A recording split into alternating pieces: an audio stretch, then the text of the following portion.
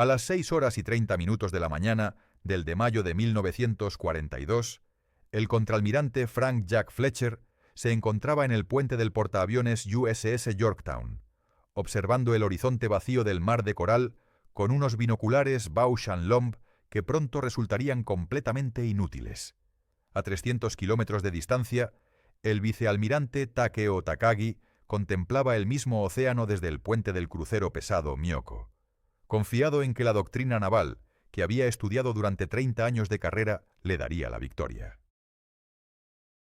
Ambos almirantes estaban a punto de participar en una batalla que haría obsoletas todas sus certezas, todos sus manuales tácticos y 400 años de tradición naval acumulada desde los galeones españoles hasta los acorazados de Jutlandia. Ninguno de los dos hombres comprendía completamente que estaban por librar el primer combate naval de la historia donde las flotas enemigas nunca se verían directamente. Las reglas del juego habían cambiado, pero los jugadores todavía creían estar en la partida anterior. Y esa confusión, esa transición brutal entre dos eras de guerra naval, costaría miles de vidas en los próximos días.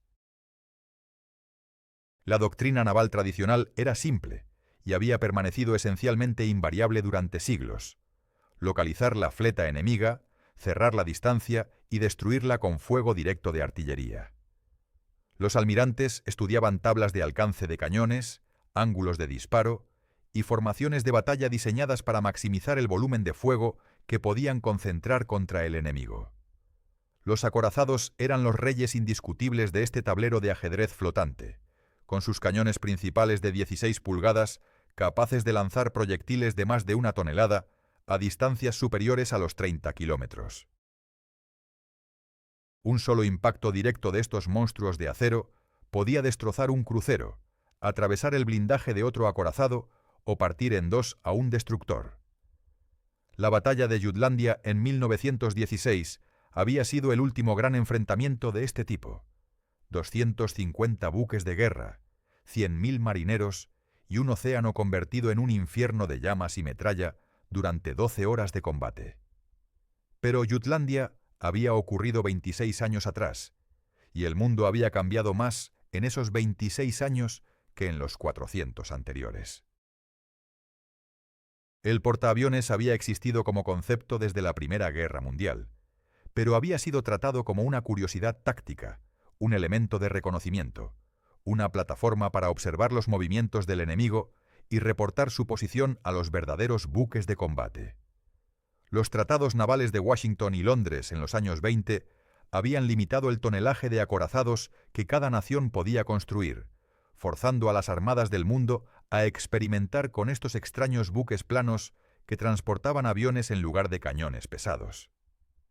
Japón había sido particularmente innovador en este aspecto, convirtiendo cascos de cruceros de batalla en los portaaviones Akagi y Kaga, desarrollando aviones embarcados de largo alcance y entrenando a sus pilotos navales hasta niveles de excelencia que rayaban en lo fanático.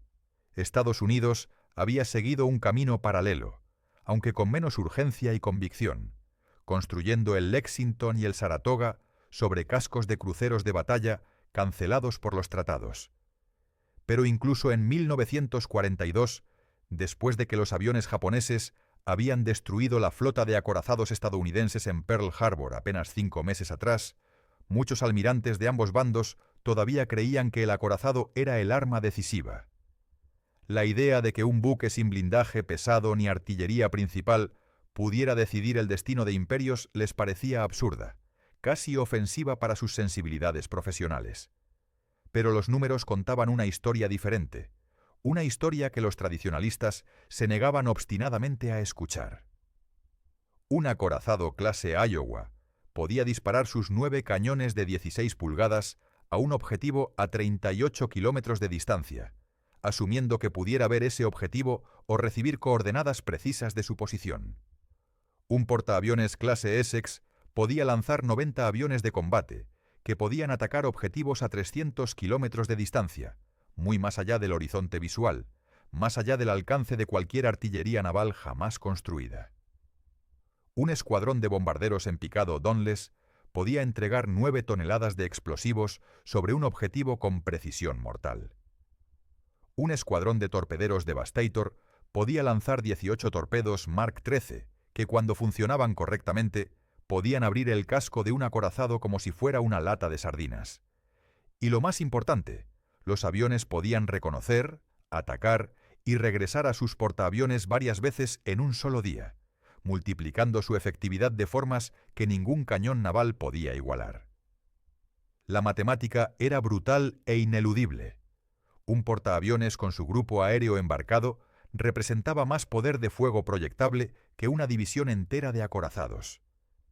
El problema era que esta verdad matemática requería un cambio completo de mentalidad, y cambiar la mentalidad de instituciones militares conservadoras era como intentar girar un acorazado en un canal estrecho. En el puente del Yorktown, Fletcher revisaba los informes de inteligencia que habían llegado durante la noche. Los criptoanalistas de la estación Hypo en Pearl Harbor habían descifrado suficientes fragmentos del código naval japonés JN-25 como para determinar que una operación importante estaba en marcha en el área de Port Moresby. Las designaciones eran crípticas, las coordenadas aproximadas, pero el patrón era claro. Japón estaba moviendo una flota de invasión hacia Nueva Guinea, y esa flota estaría protegida por portaaviones. Fletcher tenía 2 portaaviones bajo su mando, el Yorktown y el Lexington, contra un número desconocido de portaaviones japoneses que podían ser 2, 3 o incluso según las estimaciones más pesimistas. La doctrina tradicional dictaba que debía localizar la flota enemiga, evaluar su fuerza y entonces decidir si atacar o retirarse. Pero en este nuevo tipo de guerra, el primer bando en localizar al enemigo y lanzar su ataque aéreo tendría una ventaja casi insuperable. No habría tiempo para evaluar, deliberar o maniobrar para obtener la posición táctica favorable. Quien atacara primero probablemente ganaría, y esa simple realidad transformaba cada decisión en una apuesta de vida o muerte donde los errores no tendrían segunda oportunidad. El 7 de diciembre de 1941, 183 aviones japoneses habían despegado de 6 portaaviones y habían convertido la base naval de Pearl Harbor en un cementerio de acero retorcido y marineros muertos. En menos de 2 horas, el poder de los acorazados estadounidenses en el Pacífico había dejado de existir. El Arizona partido en 2 por una explosión que mató a 1.177 hombres en 9 segundos. El Oklahoma volcado, con 400 marineros atrapados en su interior, golpeando desesperadamente los mamparos durante días. El West Virginia y el California hundidos en aguas poco profundas. El Nevada embarrancado para evitar que bloqueara la entrada del puerto. La Armada Imperial japonesa había demostrado de la manera más brutal posible que el portaaviones no era simplemente un complemento de la flota de batalla, sino su reemplazo inevitable. Pero 5 meses después, mientras el vicealmirante Shigeyoshi Inoue planificaba la operación MO desde su cuartel general en Rabaul, la lección de Pearl Harbor parecía haberse olvidado parcialmente. Los japoneses habían probado el poder letal de los portaaviones, pero todavía no habían enfrentado las consecuencias de depender completamente de ellos en una batalla simétrica contra un enemigo que también los poseía y sabía usarlos. La operación MO era, sobre el papel, una obra maestra de planificación anfibia compleja. La flota de invasión consistía en 11 transportes de tropas cargados con 5.000 soldados de infantería naval, destructores de escolta, el portaaviones ligero Shōjo, con sus 12 cazas Cero y 9 bombarderos, y suficientes suministros para establecer una base permanente en Port Moresby. Esta fuerza sería apoyada por la flota de ataque con los portaaviones pesados Shokaku y Zuikaku, cada uno transportando 72 aviones entre cazas, bombarderos en picado y torpederos tripulados por los pilotos mejor entrenados de toda la Armada Imperial. Además, una fuerza de cobertura con cruceros pesados y un destructor patrullaría las aproximaciones meridionales para interceptar cualquier respuesta aliada. En total, más de 50 buques de guerra y 140 aviones embarcados, convergiendo en un objetivo cuya captura cambiaría fundamentalmente el equilibrio estratégico en el Pacífico Sur. Port Moresby era la llave de Australia, y Australia era el trampolín desde el cual Estados Unidos eventualmente lanzaría su contraofensiva. Capturar Port Moresby significaba aislar a Australia, obligar a los aliados a extender sus líneas de suministro miles de kilómetros adicionales y establecer un perímetro defensivo japonés que sería prácticamente inexpugnable. Pero la planificación japonesa contenía dos suposiciones fatales que revelarían las limitaciones del pensamiento naval incluso después de Pearl Harbor. La primera suposición era que los estadounidenses no tendrían portaaviones disponibles en el área del Mar de Coral porque, según la inteligencia japonesa, el Yorktown estaba siendo reparado después de operaciones anteriores, y el Lexington se encontraba en algún lugar del Pacífico Central. La segunda suposición era que, incluso si aparecían portaaviones estadounidenses, la superioridad técnica de los aviones japoneses y la excelencia de sus pilotos veteranos garantizarían la victoria. Estas suposiciones estaban basadas en una mezcla peligrosa de inteligencia defectuosa y arrogancia ganada, después de 6 meses de victorias ininterrumpidas desde Pearl Harbor hasta el Océano Índico. Los japoneses habían hundido el Prince of Wales y el Repulse frente a Malasia, habían conquistado Filipinas, habían tomado Singapur en lo que Churchill llamó la peor derrota de la historia militar británica, y habían llegado hasta las costas de India sin encontrar oposición significativa. Desde la perspectiva de Tokio, la Operación Emo era simplemente otro paso en una expansión que parecía imparable. Pero en las oficinas de criptoanálisis de Pearl Harbor, equipos de oficiales de inteligencia estadounidenses habían estado trabajando 24 horas al día descifrando los códigos navales japoneses, y sabían exactamente lo que se estaba planificando. El comandante Joseph Rochford y su equipo en la estación Haipo habían logrado una hazaña de criptoanálisis que cambiaría el curso de la guerra. Habían penetrado lo suficiente en el código JN-25 como para leer aproximadamente el 15% de los mensajes interceptados. 15% no parece mucho, pero cuando se interceptan cientos de mensajes diarios, ese porcentaje proporciona una imagen sorprendentemente clara de las intenciones enemigas. Rochford había determinado que la designación RCTP en los mensajes japoneses se refería a Port Moresby, que la operación Emo implicaba una invasión anfibia importante y que esta operación estaba programada para principios de mayo. Más importante aún, había identificado que al menos 2 portaaviones pesados japoneses estarían involucrados en la operación. Esta inteligencia le dio al almirante Chester Nimitz, comandante en jefe de la Flota del Pacífico, algo que ningún comandante naval había tenido jamás. Conocimiento anticipado de los planes del enemigo con suficiente detalle para preparar una emboscada. Nimitz ordenó al Yorktown y al Lexington que se encontraran en el Mar de Coral y esperaran.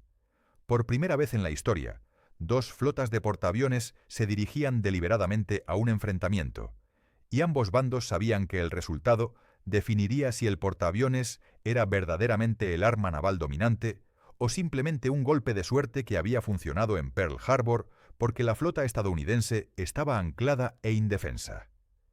El 30 de abril, la flota de invasión japonesa zarpó de Rabaul navegando hacia el sur a través del Mar de Salomón.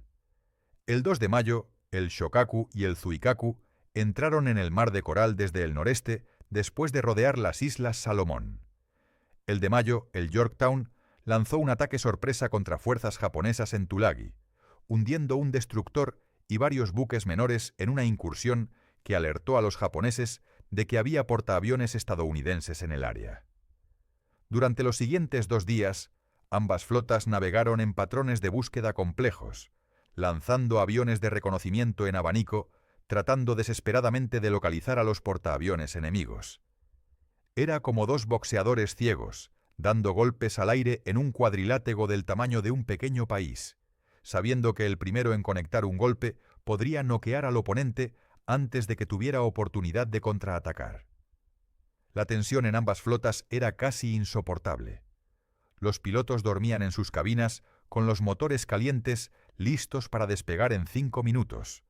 Los artilleros antiaéreos permanecían en sus puestos durante turnos de 12 horas, y en los puentes de mando, los almirantes estudiaban mapas y reportes de contacto tratando de adivinar dónde estaría el enemigo.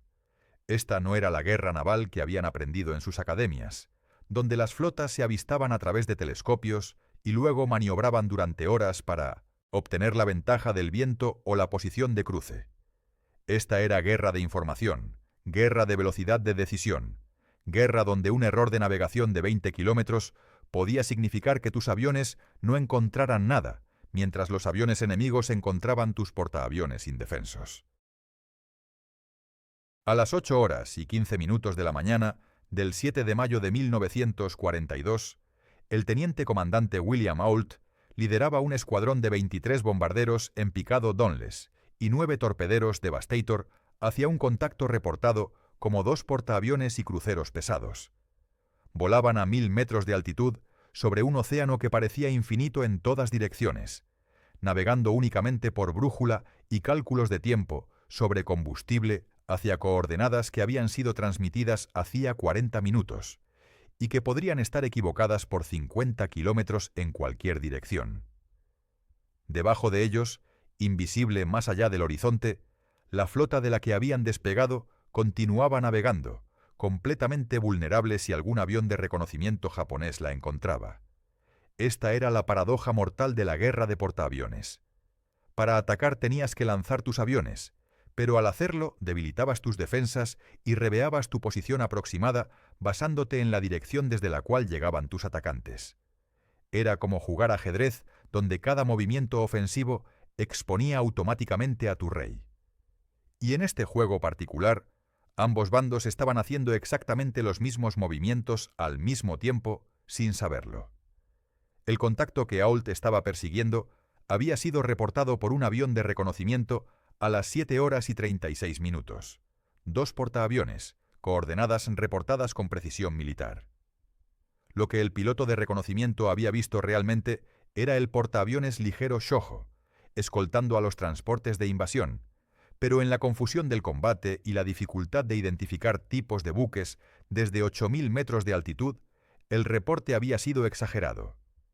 Simultáneamente, un avión de reconocimiento japonés había reportado haber localizado un portaaviones estadounidense y había transmitido sus coordenadas. Lo que había visto era el petrolero USS Neosho y el destructor USS Sims, pero el vicealmirante Takagi había ordenado inmediatamente un ataque masivo. 36 bombarderos en picado y 24 torpederos despegaron del Shokaku y el Zuikaku hacia el objetivo equivocado. Esta confusión simultánea de ambos bandos, atacando objetivos secundarios mientras buscaban desesperadamente los portaaviones enemigos principales, ilustraba perfectamente lo desorientador que era este nuevo tipo de combate. En las batallas navales tradicionales podías ver al enemigo, contar sus buques, evaluar su fuerza antes de comprometerte. Ahora estabas lanzando ataques basándote en reportes de radio fragmentados desde aviones que volaban a 300 kilómetros por hora sobre un océano donde todo se veía igual. A las 11:10, los bombarderos de Ault encontraron al Shōjo. El pequeño portaaviones estaba navegando en círculos evasivos, sus 3 cazas Zero, de patrulla aérea de combate, intentando desesperadamente interceptar a 32 atacantes, que llegaban desde múltiples direcciones simultáneamente. El resultado fue una masacre, que demostró lo vulnerable que era un portaaviones cuando era localizado sin suficiente protección de cazas. 13 bombas de 500 libras impactaron la cubierta de vuelo del Shōjo, destrozando los aviones estacionados, detonando municiones almacenadas y abriendo agujeros del tamaño de automóviles en el hangar. 7 torpedos, Mark 13, impactaron el casco por debajo de la línea de flotación, arrancando planchas de acero como si fueran papel. En menos de 10 minutos, el Shōjo se estaba hundiendo con más de 600 tripulantes todavía a bordo, la primera víctima de una batalla donde los buques enemigos nunca se habían visto. El teniente comandante Robert Dixon transmitió el mensaje que se volvería icónico en la historia naval estadounidense: Scratch one flattop, raspen un portaaviones. Pero mientras los pilotos estadounidenses celebraban camino de regreso a sus portaaviones, Los aviones japoneses habían encontrado al Neosho y al Sims, y estaban convirtiéndolos en ruinas humeantes. 60 aviones contra un petrolero y un destructor era como usar un martillo para matar una mosca. Pero en la confusión del combate, nadie sabía qué estaba atacando hasta que era demasiado tarde para abortar. El 8 de mayo amaneció con ambas flotas finalmente habiendo localizado sus objetivos verdaderos. A las 9 horas de la mañana, 69 aviones estadounidenses del Yorktown y el Lexington volaban hacia el Shokaku y el Zuikaku. Casi simultáneamente, 69 aviones japoneses volaban en dirección opuesta hacia los portaaviones estadounidenses. Las dos oleadas de ataque se cruzaron a mitad de camino, los pilotos de ambos bandos observando a sus enemigos volar en formación cerrada hacia sus respectivos objetivos, sabiendo que en menos de una hora, tanto atacantes como defensores estarían luchando por sus vidas. Era una situación sin precedentes en la guerra naval. Dos flotas intercambiando golpes simultáneos a 300 kilómetros de distancia, incapaces de defenderse porque todas sus armas ofensivas estaban en el aire volando en dirección contraria. Los artilleros antiaéreos en ambas flotas se prepararon para lo que sabían que vendría, cargando munición, ajustando espoletas de proximidad y rezando a cualquier dios que escuchara que sus cazas interceptaran a los atacantes antes de que llegaran a sus portaaviones. Pero los números eran brutalmente claros. 60 aviones atacantes contra 3 o portaaviones significaba que la mayoría pasaría. Y cada bombardero que pasara la pantalla de cazas tendría aproximadamente 30 segundos para lanzar su ataque antes de que el fuego antiaéreo lo destruyera o lo forzara a abortar. Lo que siguió fue caos puro traducido en términos de combate aéreo, sobre flotas que maniobraban violentamente. Los bombarderos en picado estadounidenses encontraron al Shokaku navegando a máxima velocidad en zigzag, mientras sus baterías antiaéreas de 25 milímetros creaban un techo de metralla sobre la cubierta de vuelo. Los Dauntless se lanzaron en picadas de 70 grados desde 1000 metros, acelerando hasta 500 kilómetros por hora, mientras los pilotos luchaban contra la gravedad que intentaba arrancarles la conciencia, alineando sus miras en un objetivo que viraba bruscamente cada 20 segundos. 3 bombas impactaron el Shokaku, una penetrando hasta el hangar y detonando municiones, otra destrozando la cubierta de vuelo de proa, la tercera matando a docenas de tripulantes en las baterías antiaéreas. El gran portaaviones sobrevivió, pero quedó tan dañado que no podría lanzar ni recuperar aviones. Mientras tanto, los aviones japoneses habían encontrado al Lexington y al Yorktown, y estaban ejecutando un ataque coordinado de manual, torpederos atacando desde ambos lados simultáneamente para imposibilitar la evasión, bombarderos en picado atacando desde arriba para dividir el fuego antiaéreo. 2 torpedos impactaron el Lexington en el costado de babor, arrancando enormes secciones de casco y permitiendo que miles de toneladas de agua inundaran los compartimentos inferiores. Una bomba atravesó la cubierta de vuelo del Yorktown y explotó 3 cubiertas abajo, matando a 66 hombres instantáneamente. Para las 11 horas y 30 minutos, el ataque había terminado. Ambas flotas viraron alejándose una de otra, recuperando los aviones supervivientes, contando los muertos y evaluando los daños. Habían peleado la primera batalla completamente aérea de la historia naval, y ningún almirante en ninguno de los puentes había visto jamás un buque enemigo. A las 12 horas y 47 minutos del 8 de mayo, el capitán Frederick Sherman estaba en el puente del USS Lexington, supervisando las operaciones de control de daños, cuando escuchó una explosión sorda que venía de las entrañas del portaaviones. No había sido impactado por bombas o torpedos adicionales. Los ataques japoneses habían terminado hacía más de una hora, y sus equipos de reparación habían reportado que los incendios estaban bajo control. Lo que Sherman no sabía era que los vapores de gasolina de aviación se habían estado acumulando en los compartimentos inferiores desde que los torpedos habían abierto el casco, y que una sola chispa de un motor de generador eléctrico acababa de detonar esos vapores. La explosión desató una reacción en cadena. Las tuberías de combustible se rompieron, el fuego se extendió a los depósitos de municiones, y en cuestión de minutos el Lexington se convirtió en una trampa de muerte para los 2.600 hombres a bordo. Este portaaviones gigante de 36.000 toneladas, que había comenzado su vida como un casco de crucero de batalla hacía 2 décadas, que había sobrevivido a 2 impactos de torpedo y múltiples bombas apenas horas antes, estaba siendo destruido no por el enemigo, sino por la química implacable de hidrocarburos vaporizados mezclados con oxígeno. Para las 19 horas y 52 minutos, Sherman dio la orden de abandonar el buque, y a las 20 horas y 15 minutos, un destructor estadounidense lanzó 5 torpedos contra el Lexington para hundirlo antes de que cayera en manos enemigas. El balance de pérdidas parecía favorecer ligeramente a Japón en términos puramente tácticos. Estados Unidos había perdido el Lexington, un portaaviones de 36.000 toneladas que transportaba 90 aviones, el destructor Sims y el petrolero Neosho. Las bajas humanas sumaban 643 marineros y aviadores muertos. 66 aviones estadounidenses habían sido destruidos en combate o perdidos por fallas mecánicas. Japón había perdido el Shōjo, un portaaviones ligero de 11.000 toneladas con capacidad para 30 aviones, más 97 aviones destruidos en combate. Las bajas japonesas alcanzaban aproximadamente 1.000 hombres entre tripulaciones de buques y pilotos. Pero el Shokaku había recibido 3 impactos de bomba que lo dejaron incapaz de operar aviones y requeriría meses de reparaciones en astilleros japoneses. El Zuikaku había perdido tantos aviones que, aunque el portaaviones estaba intacto, su grupo aéreo quedó reducido a menos del 50% de su capacidad operativa. El Yorktown había sido dañado por una bomba, pero sus equipos de reparación habían sellado los compartimentos afectados y el portaaviones podía continuar operando a velocidad reducida.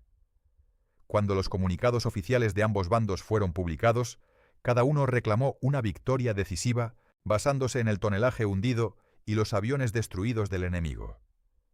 En Tokio, los periódicos celebraban la destrucción del Lexington como otra demostración de la superioridad japonesa. En Washington, los comunicados enfatizaban que la flota de invasión había sido detenida y Port Moresby permanecía en manos aliadas. Pero los números de tonelaje hundido y aviones destruidos contaban solo la mitad de la historia, y era la mitad menos importante. La otra mitad de la historia se revelaba cuando se analizaba no lo que se había perdido, sino lo que no estaría disponible para batallas futuras. El Yorktown zarparía hacia Pearl Harbor navegando bajo su propio poder. Llegaría el 27 de mayo, y después de reparaciones de emergencia que durarían solo 72 horas, estaría listo para combatir nuevamente. Los astilleros de Pearl Harbor trabajarían 24 horas al día, durante 3 días, reemplazando planchas de acero, reparando sistemas eléctricos y restaurando la capacidad operativa del portaaviones a un nivel suficiente para participar en la siguiente batalla. El Shokaku, por contraste, tendría que navegar miles de kilómetros de regreso a Japón, entrar en dique seco y someterse a reparaciones que tomarían aproximadamente 2 meses. El Zuikaku estaba estructuralmente intacto, pero había perdido 43 aviones y, más críticamente, había perdido pilotos veteranos que habían requerido entre 400 y 500 horas de entrenamiento para alcanzar competencia operativa. Reemplazar esos aviones tomaría semanas. Reemplazar a esos pilotos con el mismo nivel de habilidad tomaría meses o años. Y había una fecha en el calendario que hacía que estas diferencias en tiempos de reparación fueran absolutamente cruciales: de junio de 1942. Midway. El almirante Isoroku Yamamoto, comandante en jefe de la flota combinada japonesa, había estado planificando la operación Midway desde antes de Pearl Harbor. El concepto era simple en su brillantez: atraer a los portaaviones estadounidenses restantes a una trampa amenazando Midway, un atolón estratégico a 1.300 kilómetros al noroeste de Hawái, y destruir esos portaaviones en una batalla decisiva que eliminaría la capacidad ofensiva estadounidense en el Pacífico durante al menos un año. Para esta operación, Yamamoto estaba concentrando la fuerza naval más poderosa jamás reunida. Portaaviones pesados de la primera división de portaaviones, la élite absoluta de la Armada Imperial, con 248 aviones embarcados, tripulados por los mejores pilotos de Japón, más 11 acorazados, 16 cruceros y 46 destructores en apoyo. Era una fuerza que debería aplastar cualquier resistencia que los estadounidenses pudieran ofrecer. Pero los cálculos de Yamamoto asumían que tendría 6 portaaviones disponibles, los de la primera división más el Shokaku y el Zuikaku. Después del Mar de Coral, solo tendría. El Shokaku estaría en reparaciones. El Zuikaku podría haber participado como plataforma física, pero sin suficientes aviones ni pilotos entrenados para llenar sus hangares, sería un objetivo costoso sin capacidad ofensiva real. 2 portaaviones menos en Midway parecía una reducción marginal del poder japonés. Pero en una batalla donde la proporción de fuerzas sería crítica, donde cada escuadrón de bombarderos podría marcar la diferencia entre victoria y derrota, esos 2 portaaviones ausentes representaban el margen exacto entre la victoria planificada y el desastre potencial. Mientras los buques dañados de ambas flotas navegaban alejándose del Mar de Coral, los almirantes de ambos bandos estaban escribiendo sus reportes de acción, intentando explicar qué había sucedido exactamente. Fletcher reportó que había detenido la invasión de Port Moresby a costa de un portaaviones, un resultado aceptable dado los objetivos estratégicos.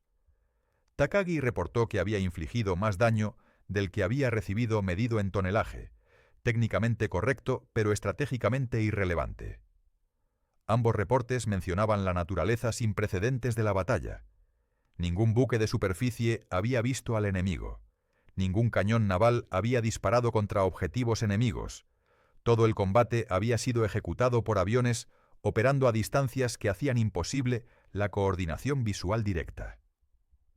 Los oficiales de Estado Mayor, en Tokio y Washington, que leyeron estos reportes, comenzaron a comprender lentamente que habían presenciado el nacimiento de una forma completamente nueva de guerra naval. Las flotas ya no necesitaban acercarse hasta que sus cañones principales pudieran alcanzarse mutuamente. Las batallas ya no serían decididas por el grosor del blindaje o el calibre de la artillería. El futuro pertenecía a quien pudiera proyectar poder aéreo sobre distancias más largas, con mayor precisión y con mejor coordinación. Y en ese futuro, los acorazados que todavía dominaban los presupuestos navales y la imaginación de los tradicionalistas estaban destinados a convertirse en piezas de museo flotantes.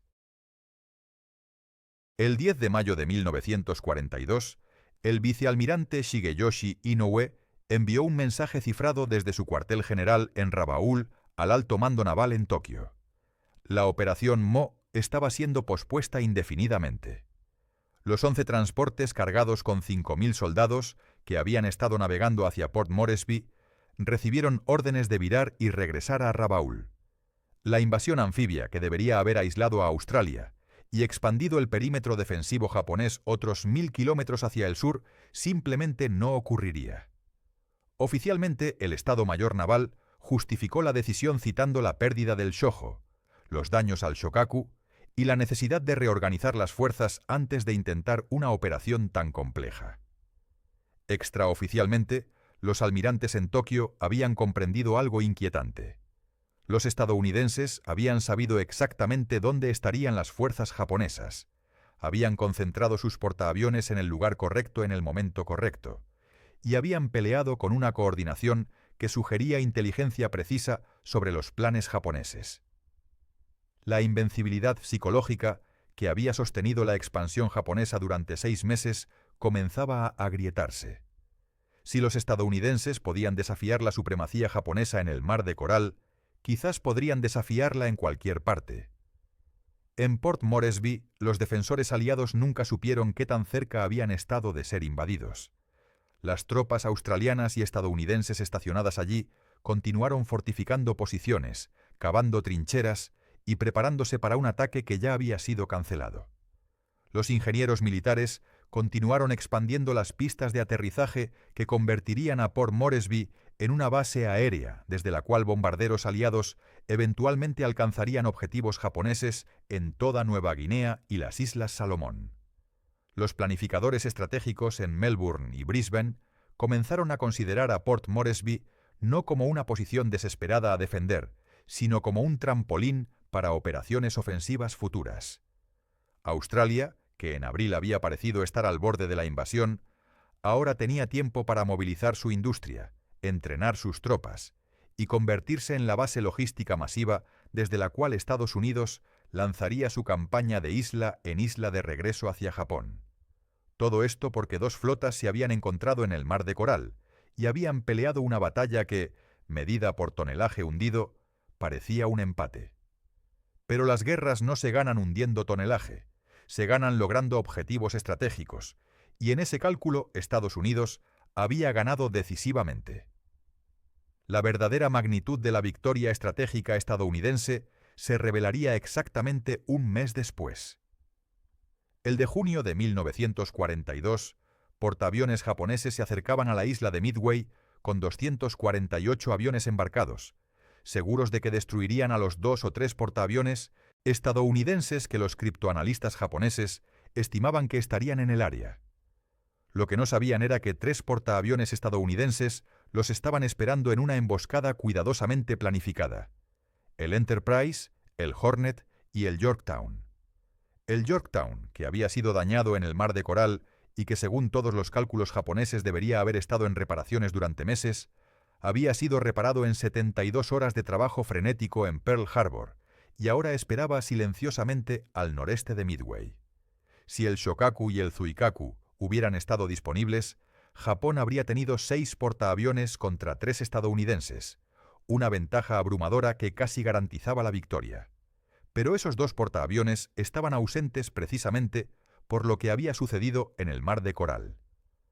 La proporción era contra 3 en lugar de 6 contra 3, y esa diferencia de 2 portaaviones era exactamente el margen entre la victoria japonesa y el desastre catastrófico que estaba por desarrollarse. Durante 5 minutos cruciales en la mañana del de junio, bombarderos en picado estadounidenses atacarían 3 portaaviones japoneses simultáneamente y los convertirían en ruinas humeantes. El cuarto portaaviones sería hundido esa tarde. Japón perdería su élite de portaaviones y nunca se recuperaría. Pero incluso sin la conexión directa con Midway, el Mar de Coral había logrado algo que ninguna cantidad de tonelaje hundido podía medir. Había demostrado que Japón podía ser detenido. Durante 6 meses, desde Pearl Harbor hasta el Océano Índico, la Armada Imperial había parecido imparable, conquistando territorios con una velocidad que asombraba incluso a sus propios planificadores. Manila, Singapur, las Indias Orientales neerlandesas, Birmania, todas habían caído como fichas de dominó ante la ofensiva japonesa. Los portaaviones Shokaku y Zuikaku habían hundido al Prince of Wales y al Repulse, eliminando el poder naval británico en Asia en una sola tarde. Los pilotos navales japoneses habían demostrado una habilidad y agresividad que los hacía parecer invencibles. Pero en el Mar de Coral, pilotos estadounidenses con menos entrenamiento, volando aviones que en muchos casos eran técnicamente inferiores a sus contrapartes japonesas, habían peleado a los japoneses hasta un empate táctico y los habían derrotado estratégicamente. La mística de invencibilidad japonesa había sido destrozada. Los oficiales de inteligencia japoneses que analizaron los reportes de batalla notaron con inquietud que los pilotos estadounidenses habían mejorado dramáticamente desde Pearl Harbor, que su coordinación era mejor, que sus tácticas eran más sofisticadas, y esa tendencia apuntaba hacia una conclusión aterradora. Estados Unidos estaba aprendiendo más rápido de lo que Japón podía sostener sus ventajas iniciales. En las salas de conferencias del Pentágono y en Pearl Harbor, los analistas llegaban exactamente a la conclusión opuesta pero complementaria. Los reportes de batalla del Mar de Coral mostraban que los aviones japoneses todavía eran excelentes, sus pilotos todavía eran hábiles, pero ya no eran abrumadoramente superiores. Los cazas Cero seguían siendo más maniobrables que los Wildcats estadounidenses, pero los pilotos estadounidenses habían desarrollado tácticas que neutralizaban esa ventaja usando su superior velocidad de picada y su armamento más pesado. Los torpederos Kate japoneses seguían siendo mortales, pero las pantallas de cazas estadounidenses estaban aprendiendo a interceptarlos antes de que alcanzaran distancia de lanzamiento. Y más importante, Estados Unidos tenía algo que Japón nunca podría igualar: capacidad industrial prácticamente ilimitada para reemplazar pérdidas. El Lexington había sido hundido, pero ya había otros 5 portaaviones clase Essex en construcción que estarían operativos en 1943.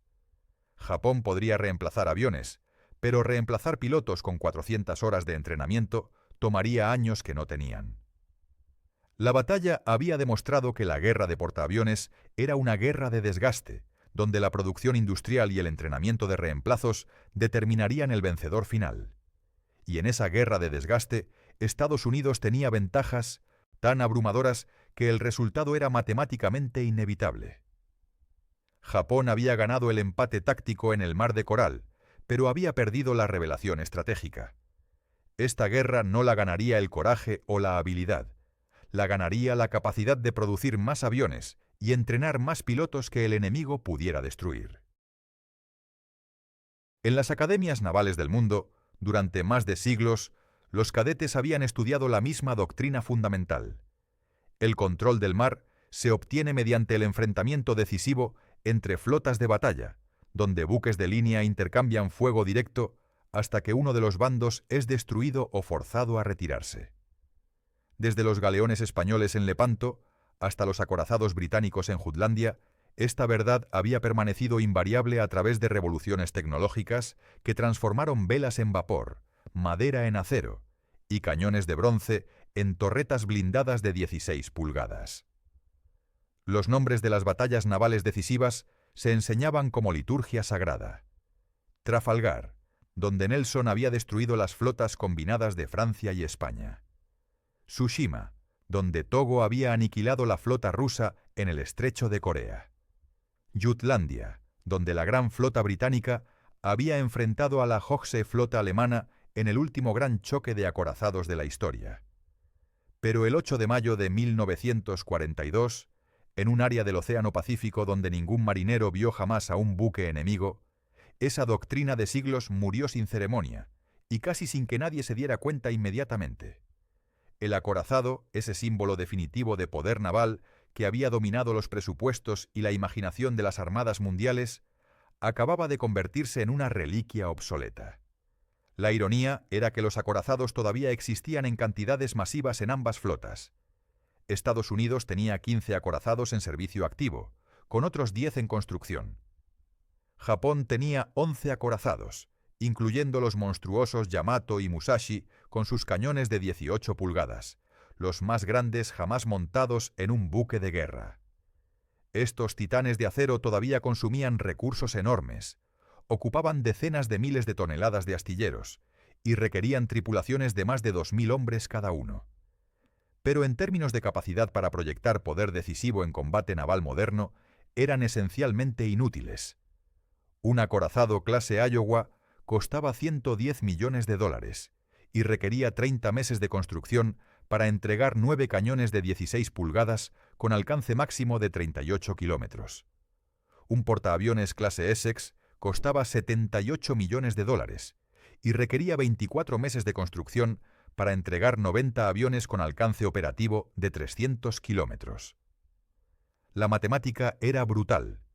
El portaaviones entregaba 10 veces el alcance a 2/3 del costo en 3/4 del tiempo de construcción.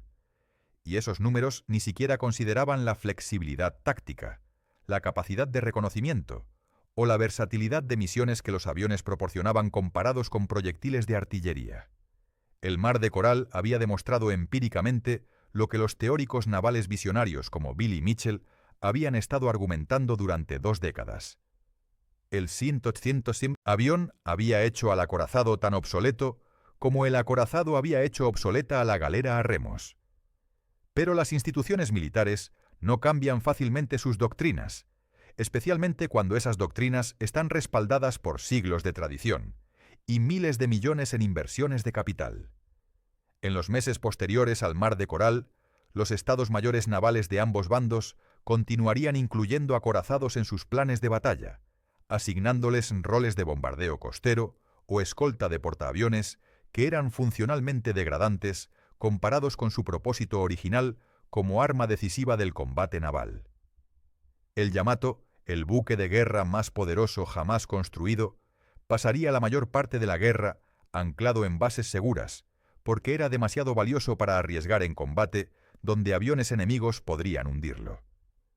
Cuando finalmente fuera enviado a una misión de combate en abril de 1945, 400 aviones estadounidenses lo atacarían simultáneamente y lo hundirían en 2 horas, demostrando definitivamente que ninguna cantidad de blindaje o potencia de fuego podía proteger a un buque de superficie contra poder aéreo concentrado.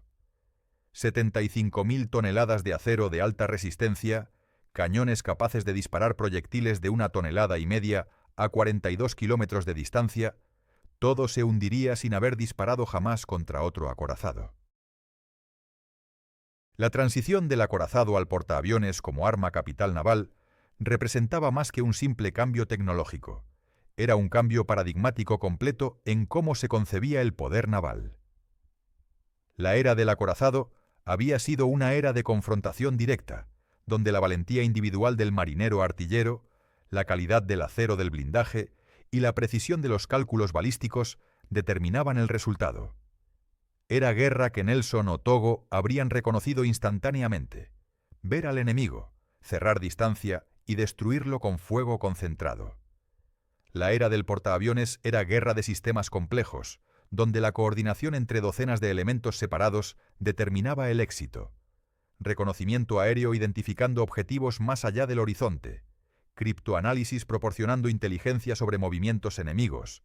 Control de cazas interceptando atacantes, bombarderos y torpederos, ejecutando ataques coordinados desde múltiples direcciones. Todo sincronizado por comunicaciones de radio y dirigido desde salas de operaciones llenas de mapas y teléfonos. El marinero individual importaba menos, el sistema importaba más. El coraje ya no era suficiente, si tus sistemas de información eran inferiores, si tu industria no podía reemplazar pérdidas, si tu entrenamiento no producía pilotos a la velocidad que el combate los consumía.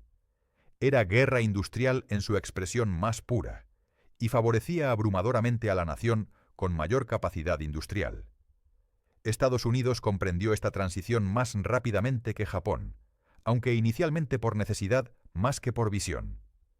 Después de Pearl Harbor, con la flota de acorazados destruida o dañada, Estados Unidos simplemente no tenía opción excepto construir su estrategia del Pacífico alrededor de portaaviones. Pero esa necesidad forzada se convirtió en ventaja decisiva cuando la producción industrial estadounidense comenzó a entregar portaaviones clase Essex a una velocidad que Japón no podía remotamente igualar. En 1943, Estados Unidos votó 9 portaaviones pesados. En 1949, votó 8 más. Para 1945, la Armada estadounidense operaba más de 100 portaaviones de todos los tamaños, desde los Essex pesados de 30.000 toneladas hasta los portaaviones de escolta de 11.000 toneladas, producidos masivamente en astilleros que fabricaban 20 buques simultáneamente. Japón, luchando con recursos limitados y líneas de suministro cada vez más estranguladas por submarinos estadounidenses, completó exactamente 6 portaaviones nuevos durante toda la guerra después de Pearl Harbor. La batalla del Mar de Filipinas, en junio de 1940, ilustraría perfectamente esta disparidad. 15 portaaviones estadounidenses, con 950 aviones, contra 9 portaaviones japoneses, con 450 aviones. El resultado fue el gran tiroteo de Pavos, del 180 Marianas, donde cazas estadounidenses masacraron oleadas de atacantes japoneses tripulados por pilotos con entrenamiento inadecuado en lo que fue esencialmente una ejecución en masa. El Mar de Coral había sido la primera batalla puramente entre portaaviones, pero sería recordado no por quién ganó o perdió, sino por lo que había hecho obsoleto. 500 años de doctrina naval basada en buques de batalla intercambiando fuego directo habían terminado en días de mayo de 1942. El futuro pertenecía al poder aéreo naval, a la guerra de largo alcance, a los sistemas complejos de información y coordinación. Y en ese futuro, la nación que podía construir más portaaviones, entrenar más pilotos y reemplazar pérdidas más rápido que el enemigo podía infligirlas, tendría una ventaja tan decisiva que el resultado era matemáticamente predeterminado. Japón había demostrado el concepto en Pearl Harbor, pero Estados Unidos lo perfeccionaría hasta niveles industriales que convertirían el Pacífico en un cementerio para la Armada Imperial.